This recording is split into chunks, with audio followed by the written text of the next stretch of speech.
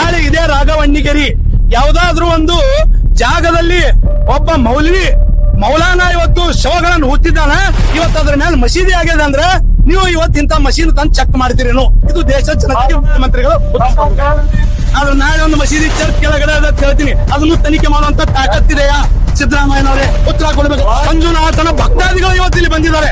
ವೀರೇಂದ್ರ ಹೆಗಡೆ ಅವ್ರಿಗೋಸ್ಕರ ಬಂದಿದ್ದಾರೆ, ಮಂಜುನಾಥನ ಧರ್ಮಸ್ಥಳಕ್ಕೋಸ್ಕರ ಬಂದಿದ್ದಾರೆ. ಹೂ ಇಸ್ ಗಿರೀಶ್ मट्टण्णवर कौन है भाई? जो विधानसभा में जहाँ पर शासक रहते हैं वहाँ पर बॉम्ब रखा था, वो गिरीश मट्टण्णवर है. उसके बाद आप सुन रहे हैं. ನಾನು ಹೇಳ್ತೀನಿ 13 ಕಡೆ ಜಾಗ ತೋರಿಸಿದ್ದಲ್ರಿ ಅವ ಅನಾಮಿಕ ಯೂಟ್ಯೂಬರ್ ಮಾತು ಕೇಳ್ಕೊಂಡು ಎಲ್ಲಾದ್ರೂ ಒಂದ್ ಕಡೆ ಸಿಗ್ತಾ? ಮಾನ್ಯ SIT ಅಧಿಕಾರಿಗಳು ಹೇಳಬೇಕು, ಮುಖ್ಯಮಂತ್ರಿಗಳು ಹೇಳಬೇಕು, ಗೃಹ ಸಚಿವರು ಹೇಳಬೇಕು. ನಾನು ಆಗ್ರಹ ಮಾಡ್ತೀನಿ, ಆ ಯೂಟ್ಯೂಬರ್ ಹಿಂದೆ ಯಾರಿದ್ದಾರೆ, ಕಾಣದ ಕೈಗಳು ಯಾವ, ಇವ್ರದೆಲ್ಲ ಬ್ಯಾಂಕ್ ಅಕೌಂಟ್ ಚೆಕ್ ಆಗ್ಬೇಕು. ಆ ದರ್ಗಾ ಬಗ್ಗೆ ಹೇಳಿಲ್ಲ ಬ್ರದರ್. ನಾನು ಇವತ್ತು ಒಂದು ಅಪಾದನೆ ಮಾಡಿದಂದ್ರೆ ಕ್ವಶನ್ ಮಾರ್ಕ್ ಮಾಡಿದೆ. ನಾನು ಹೇಳಿಲ್ಲ ಇಲ್ಲ ಅದ ಅಂತೇಳಿ, ನಾಳೆ ಯಾವನೋ ಒಬ್ಬ ಬಂದು ಮೂರ್ಖ ಇವತ್ತು ಅನಾಮಿಕ ಹೆಂಗ ಹೇಳಲ್ಲ ಇದ್ರ ಕೆಳಗದ ಅಂತೇಳಿ ಒಂದು ಜಾಗದ ಕಟ್ಟಾರ ಅಲ್ಲಿ ಮಸೀದಿ ಆಗ್ಯದ ಅಂತ ಹೇಳದಂದ್ರು ನೀವು ತನಿಖೆ ಮಾಡ್ತೀರೇನು? ಇಂಥ ಮಷೀನ್ ತಂದು ಗ್ರೌಂಡ್ ಪೆನೆಟ್ರೇಟಿಂಗ್ ರೇಡಾರ್ ತಂದು ನೀವು ತನಿಖೆ ಮಾಡ್ತೀರೇನು?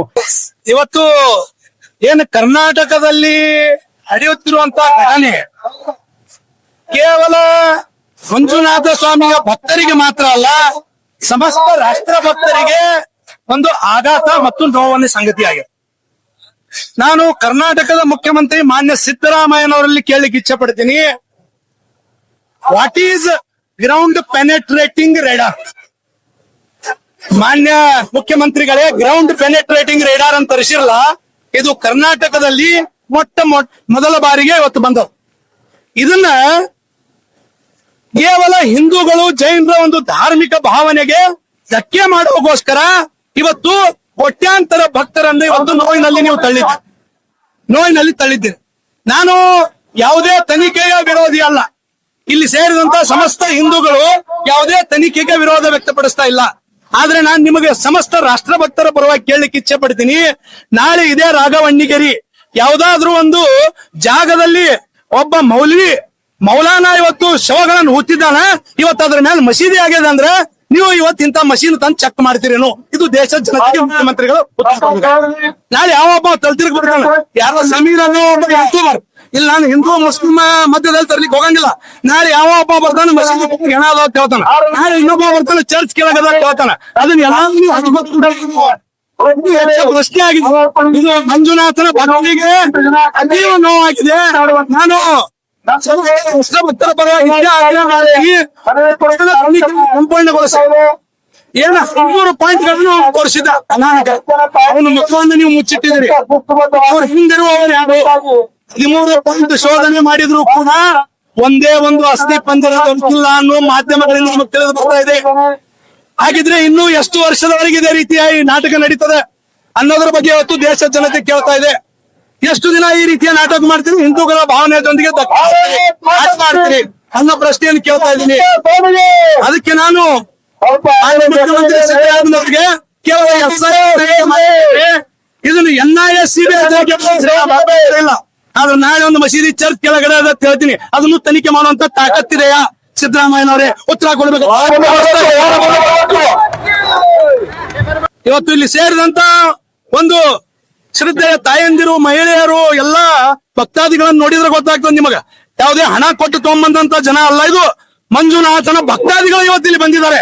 ವೀರೇಂದ್ರ ಹೆಗಡೆ ಅವ್ರಿಗೋಸ್ಕರ ಬಂದಿದ್ದಾರೆ, ಮಂಜುನಾಥನ ಧರ್ಮಸ್ಥಳಕ್ಕೋಸ್ಕರ ಬಂದಿದ್ದಾರೆ.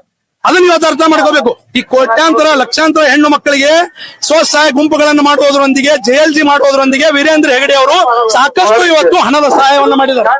ಅದನ್ನ ಇವತ್ತು ಆಗಲಾರದೆ ಯಾರು? ಗಿರೀಶ್ ಮಟ್ಟಣ್ಣವರ್. ನಾನು ಕೇಳ್ತೀನಿ ಮಾನ್ಯ ಮುಖ್ಯಮಂತ್ರಿ ಅವರೇ ಹಾಗೂ ಗೃಹ ಸಚಿವರಾದ ಪರಮೇಶ್ವರ್ ಅವರೇ, ಹೂ ಇಸ್ ಗಿರೀಶ್ मट्टण्णवर कौन है भाई? जो विधानसभा में जहाँ पर शासक रहते हैं वहाँ पर बॉम्ब रखा था, वो गिरीश मट्टण्णवर है. उसके बाद आप सुन रहे हैं ಗಿರೀಶ್ ಮಟ್ಟಣ್ಣವರ ಮಾತುಗಳನ್ನು ಕೇಳ್ತೀರಿ, ಲಕ್ಷಾಂತರ ಕೋಟ್ಯಾಂತರ ಭಕ್ತರುಗಳ ಮಾತುಗಳನ್ನು ನೀವು ಕೇಳ್ತಾ ಇಲ್ಲ. ಇದನ್ನು ನಾವು ಆಗ್ರಹ ಮಾಡ್ತೀವಿ.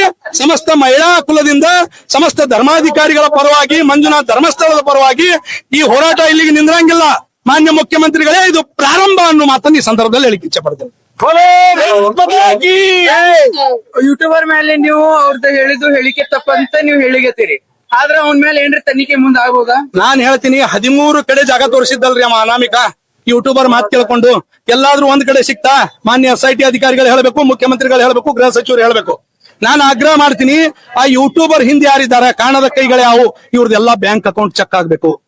ಈ ಅನಾಮಿಕನ ಬ್ಯಾಂಕ್ ಅಕೌಂಟ್ ಚೆಕ್ ಆಗ್ಬೇಕು.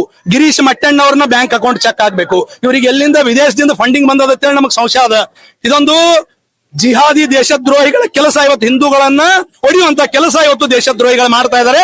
ಅದಕ್ಕೆ ಇವತ್ತು ಸಮಸ್ತ ಹಿಂದೂ ಸಮಾಜ, ಜೈನರು, ಸಿಖ್ರು, ಎಲ್ಲಾ ರಾಷ್ಟ್ರಭಕ್ತರು ಪಕ್ಷಾತೀತವಾಗಿ ಜಾತ್ಯತೀತವಾಗಿ ಒಂದಾಗಿದ್ದಾರೆ. ಅದಕ್ಕೆ ಮಾನ್ಯ ಮುಖ್ಯಮಂತ್ರಿಗಳು ಇವತ್ತು ದೇಶ ಜನತೆಗೆ ಉತ್ತರ ಕೊಡ್ಬೇಕಂತ ನಿಮ್ಮ ಮುಖಾಂತರ ನಾನು ಆಗ್ರಹ ಮಾಡ್ತೀನಿ. ದರ್ಗಾ ಬಗ್ಗೆ ನೀವು ಹೇಳಿದ್ರಿ, ನಾ ದರ್ಗಾ ಬಗ್ಗೆ ಹೇಳಿಲ್ಲ ಬ್ರದರ್. ನಾನು ಇವತ್ತು ಒಂದು ಅಪಾದನೆ ಮಾಡಿದಂದ್ರೆ ಕ್ವಶನ್ ಮಾರ್ಕ್ ಮಾಡಿದೆ. ನಾನು ಹೇಳಿಲ್ಲ ಇಲ್ಲ ಅದ ಅಂತ ಹೇಳಿ. ನಾಳೆ ಯಾವನೋ ಒಬ್ಬ ಬಂದು ಮೂರ್ಖ ಇವತ್ತು ಅನಾಮಿಕ್ ಹೆಂಗ್ ಹೇಳಲ್ಲ ಇದ್ರ ಕೆಳಗದ ಅಂತೇಳಿ ಒಂದು ಜಾಗದಾಗ ಕಟ್ಟಾರ ಅಲ್ಲಿ ಮಸೀದಿ ಆಗ್ಯದ ಅಂತ ಹೇಳದಂದ್ರು ನೀವು ತನಿಖೆ ಮಾಡ್ತೀರೇನು? ಇಂಥ ಮಷೀನ್ ತಂದು ಗ್ರೌಂಡ್ ಪೆನೆಟ್ರೇಟಿಂಗ್ ರೇಡಾರ್ ತಂದು ನೀವು ತನಿಖೆ ಮಾಡ್ತೀರೇನು? ಇಂಥ ಹುಚ್ಚುಗಳು ಮಾತು ಕೇಳ್ಕೊಂಡು ಮಂದಿರ, ಮಸೀದಿ, ಚರ್ಚ್, ದರ್ಗಾಗಳನ್ನು ಹೊಡೆಯೋದ್ರಾಗ ಏನ್ ಶಾಣಿತನ ಅದ? ಪೊಲೀಸ್ ಇಲಾಖೆ ಇಲ್ವಾ? ಸಾಕಷ್ಟು ಸಕ್ಷಮ್ ಇದೆ ನಮ್ಮ ಪೊಲೀಸ್ ಇಲಾಖೆ. ನಿಮ್ಗೆ ನಂಬಿಕೆ ಅಲ್ವಾ? SIT ಮಾಡಿದಿರಾ, ಮಾಡ್ರಿ, ತನಿಖೆ ಮಾಡ್ರಿ. ಇಷ್ಟಕ್ಕೆ ಸಮಾಧಾನ ಆಗಲಿಲ್ಲ ಅಂದ್ರೆ NIA CBI ಮಾಡ್ರಿ, ನಮ್ಮ ಅಭ್ಯಂತರ ಇಲ್ಲ. ಆದ್ರೆ ಇಂತ ತಲೆ ಹಿಡುಕರನ್ನು ಇವತ್ತು ಇವ್ರ ಅಕೌಂಟ್ ಏನು, ಈ ಗಿರೀಶ್ ಮಟ್ಟಣ್ಣವ್ರು ಯಾರು, ಇವ್ ನಿಂದಿರುವಂತ ಕಾಣದ ಕೈಗಳು ಯಾರು, ಇವರೆಲ್ಲಾ ಅಕೌಂಟ್ ಗಳು ಫ್ರೀಸ್ ಆಗಬೇಕು. ಇವನು ಸಂಬಂಧಿಕರ ಅಕೌಂಟ್ ಕೂಡ ಚೆಕ್ ಆಗ್ಬೇಕಂತೇಳಿ ತಮ್ಮ ಮಾಧ್ಯಮದ ಮುಖಾಂತರ ನಾನು ಆಗ್ರಹ ಮಾಡ್ತೀನಿ.